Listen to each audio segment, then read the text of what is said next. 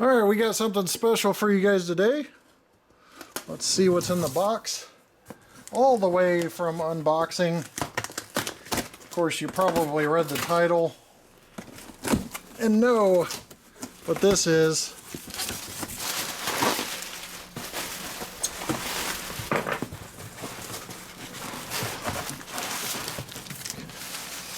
Got some Korean newspaper going on here. This is the Union Pacific coal turbine from Division Point. Let's take a look.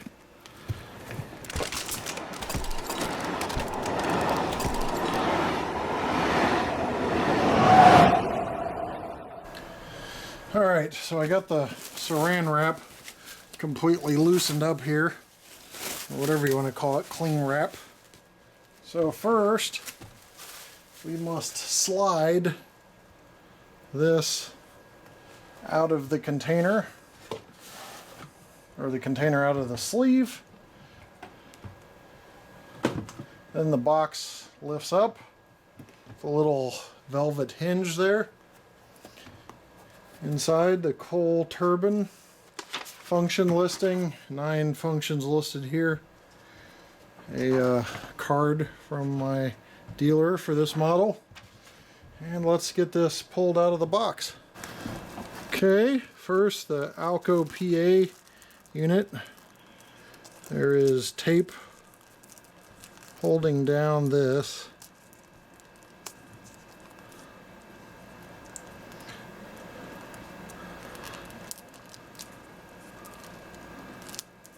Trying to be gentle here.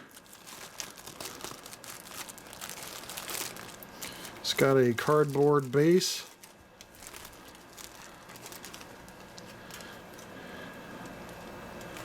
And it's wrapped in soft cloth here. So there is the A unit. Beautiful. Okay, B unit. Same thing, tape on the bottom here with a foam, a little hardboard substructure. I know some people are going to be having a hernia that I'm letting this rotate upside down, but it's probably the best way to just kind of get it unwrapped without touching it much. That B unit's insane. We'll take a closer look at that. And last but not least, the tender sticker.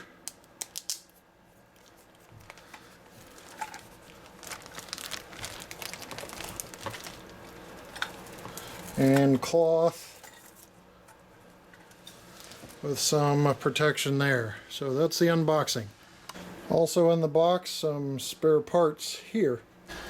Okay, now that this is out of the box, let's look at some details. Now you're going to hear me spouting off some information, and you'll think, wow, James did his homework, but that is not the case. I just consulted somebody that's smart, and that's Tony Cook of Model Railroad News. He's the editor of Model Railroad News, and I suggest you subscribe to Model Railroad News magazine, only because he's really smart, he knows what he's talking about, there's comprehensive reviews, and depending on when this airs, this may already be in the magazine and out, produced. I don't know what my review schedule is and where I'm putting this in it, but I know it's one of the magazine subscriptions I've decided I really like and prefer to keep over the years. So this is the A unit. It's an ALCO PA unit. It's been converted. It's called the control unit. It's called the A unit. It's rated at 2,000 horsepower. The model itself has LED lighting and rear light that does work on the A unit. Does not work on the tender. We'll get into that later. This is all brass, so complete brass. There's also a Mars light up here in addition to the headlight, the number boards, which are 80, and the class lights. All this is on one function for model railroad purposes. You do have windshield wipers, bidirectional horn here, and some tanks. The A unit, which is rated at 2,000 horsepower, gained air reservoir tanks on its roof line and a fuel oil tank on the back of the roof. So that is the oil tank right there. And The B unit, which we'll go over in a little bit, was originally a BDDB electric locomotive, but we'll go over that in a bit.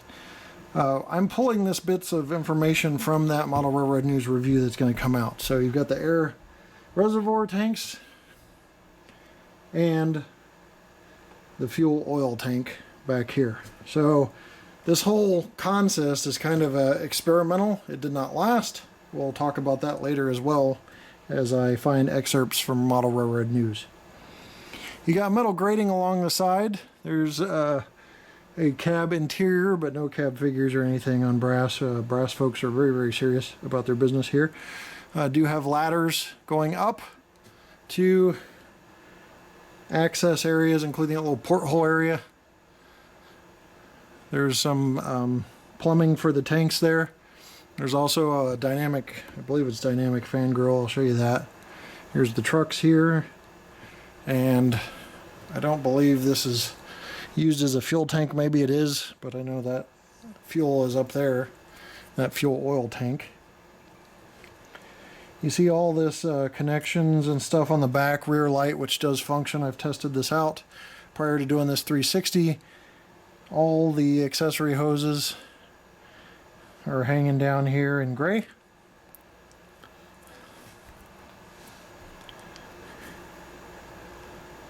As we turn it here, you can see the metal grating on that side and crew access as well. And grab irons adoring the nose. Now, there's some information that kind of counteracts this nose color.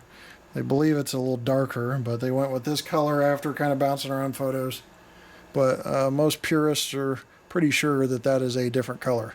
Since we have felt here, I can put this very expensive model on the side.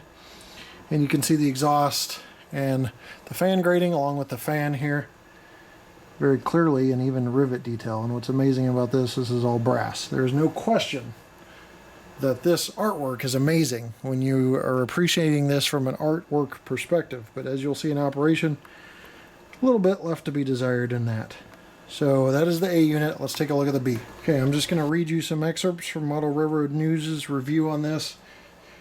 The B unit, or middle member of the kit bash, originally BDDB electric locomotive, carried a 5,000 horsepower rating, slightly above the GTEL turbine's 4,500 horsepower status, and that's just in this B unit here.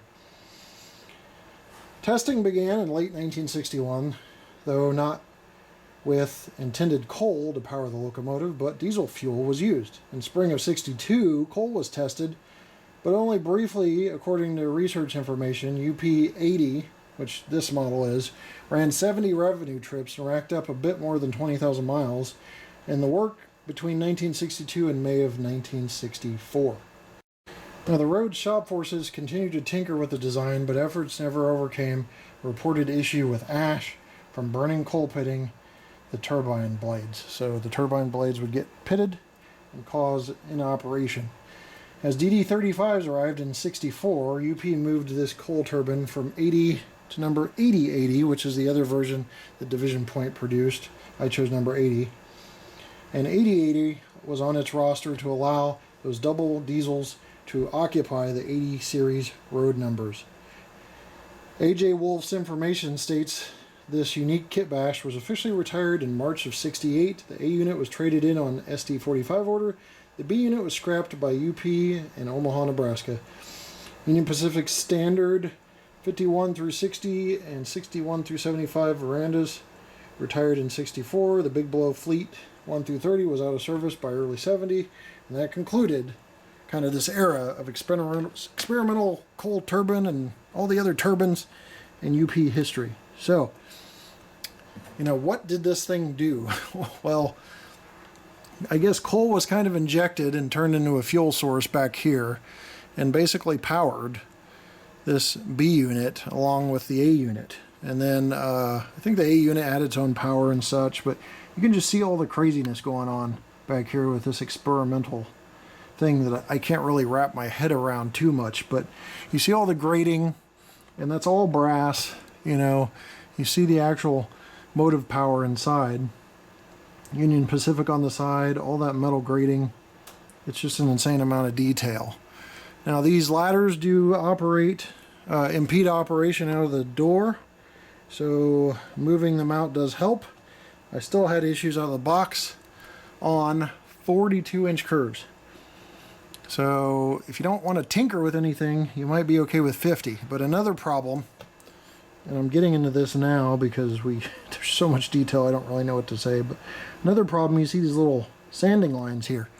These in real life would shoot sand directly under the wheel and help to move it, but as you can see, that is just so close to the bottom. So when this locomotive transpires over a frog, I'm going to show you that now. This little part right here of a switch, for those who don't know, that comes in contact in a lot of cases right here and will short out the locomotive. Now, I think that took out the rear tender light. I don't know. They say it's resistant to it, but I know the rear tender light doesn't work. I don't know if it always worked, but I know it stopped it. So I had to snip those sanding lines, and that is really tough to do when you pay as much as you do for this item. So just kind of beware kind of deal on this. Alright, I'm gonna 360 this. And I need to go out some to make the turn. You can see the plumbing. Now they did do testing on radius, so I don't know what the deal is there. Maybe the ladders were just kind of stuck in, but that plumbing connects up with the tender plumbing. And there's also a little female connection right here that you plug into the tender to get the rear light, even though mine's out. And I'll get that fixed eventually. But see, that is supposed to be together, but for operational purposes there is a gap when it's all connected, and you'll probably see that during the run by. As I turn this unit, you can see more of that detail, but for the essence of time we're just going to go on, and I'm not going to pretend to know what all this is. I will show you the top by laying it on the side of this felt here. You can see the see-through fan blades on each side, the conduit or whatever it is, exhaust, chutes, it looks like, horn, and some other detail. Last but not least, the tender. Again, I already mentioned rear light's not functional, but it's supposed to be LED. Centipede tender, pulled from, I want to say the Challenger series or something. I can't remember, but it was modified in with all this stuff. And I did read somewhere, I don't know if it was in the MRH, the MRN magazine, but it was modified from another tender. You can see all the detail there. There's little plumbing areas there to feed the B unit. There's a top look at that as well. So bottom, you can kind of see that's even well detailed. And that again is the male connection for the light that's supposed to work that does not. KD couplers installed on this and UP80 on the end. Okay, so a little more information on how this worked. I'm going to start with really the back. So this is indeed a Challenger tender that's been modified on the real thing, obviously. It held coal. The coal was ground up into a dust, injected into this turbine, and it was all controlled by the A unit. Now the A unit would, in the yards and stuff, has its own motive power, 2,000 horsepower, so it would run. And once they got out on the main lines or hit the road, whatever you want to call it, and really started hauling, that's when this B unit would kick in its additional 5,000 horsepower for a total of 7,000 horsepower in this experimental conglomerate, or kit bash as Model Railroad News calls it. Okay, now I'm trying to pull as much of this away as possible so that in the background there's not a whole lot of busy work going on. All three of these are controlled by 80. Again, the tender just has a light, but it's not working. So I'm going to go ahead and put 80 into my NCE Pro Cab here. And basically we're going to go over some functions and sounds and such. So the first one is that, sorry, we're having a little issues with putting the road number in and it responding here. Okay, so that was just the road number on the NCE power cab, but first I'm going to go ahead and power on the PA unit on the front here. That is with F7. Or, I'm sorry, that is with F8. And like I said, it would run by itself. So we'll do that first.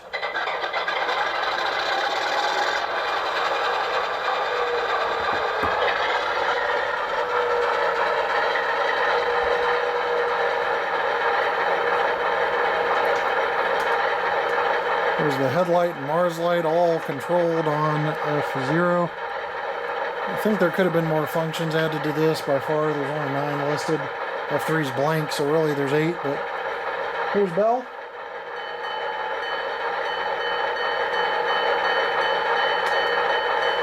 And then here's the horn on just the A unit.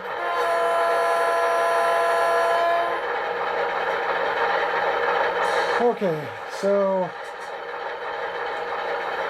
that is those two. Number boards are F4, and that also controls class lights. I'll zoom in so you can see that a little better. Only one color class light. Again, I think there's some missed opportunity there, but I understand.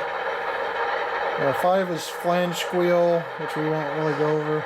6 changes the volume. You can press it twice to change it. Once will mute it. F7 powers on the B unit, and it is about to get loud. It's a long and slow process, so let me hit F7 right now.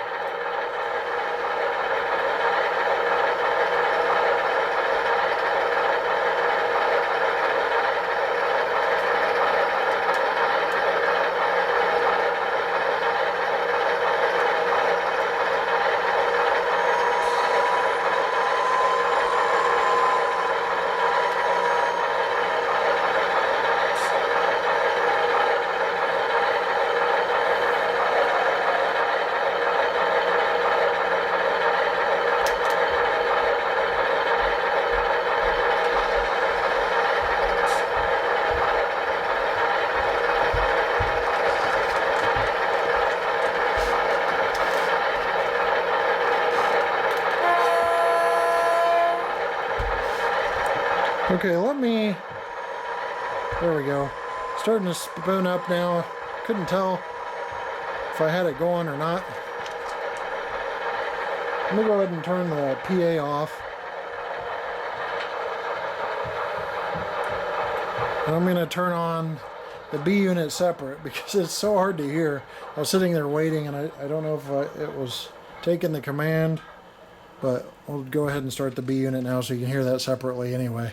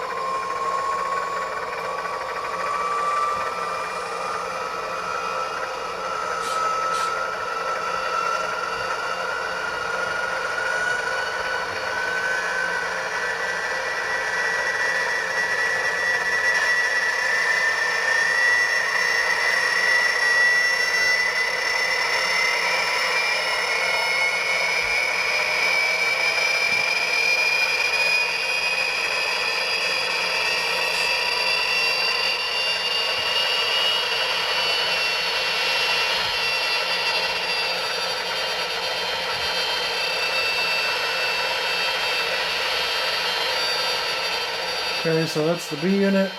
I'll go ahead and turn the A unit back on now with F8. You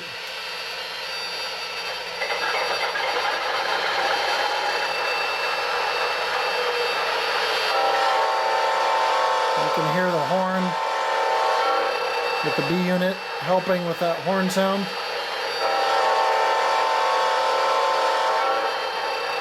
Okay. Sorry for the long startup there. I'll just move this at 1 speed step. Looks like it's moving pretty good, but we're not doing like a plastic review on this with a whole bunch of testing. I may do pull testing, but weight's going to be absurd with the brass, you know.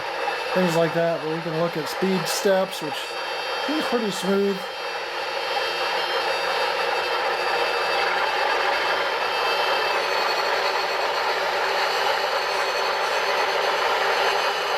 We're at 16 speed steps now, so it's definitely a slow mover.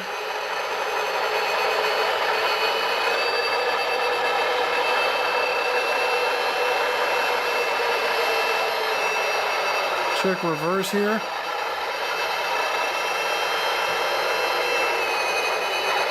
You do still see the class lights on and the number boards on in reverse unless you turn them off. That reverse tender light not working, as I mentioned before.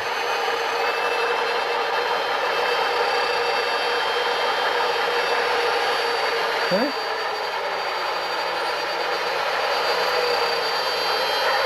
So that is kind of forward and reverse, and the only 9 functions listed on this decoder are really 8 functions. That's ESU sound, by the way, ESU LOKSound decoder. Special sounds made just for this.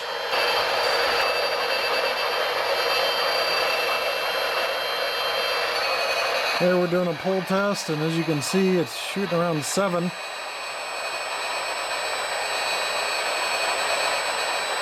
It's like 105 cars. It's going to be able to pull anything you want in HO scale easily. Okay, as this shuts down, you can hear motor noise as I kind of wrap up this review. So overall, like I said before, from an artwork perspective, grade A, top-notch job by Division Point. From an operations perspective, got some real issues. The tender light doesn't work. It will not navigate curves of 42 inches. One of my viewers who also bought one said that you could pull the ladders out a little bit. I was reluctant. I did so. Still having some issues. Lots of low-hanging items, including those sanding lines. If you go over a re-railer, an imperfection in track, anything, it will find it. So, I don't think no matter what I do, maybe after lots and lots and lots of tweaking, I might be able to get this thing to do a lap around the layout. So you're going to want bulletproof track. I heard once you adjust the ladders you can do 36-inch curves. I'm still having issues on some 42-inch curves.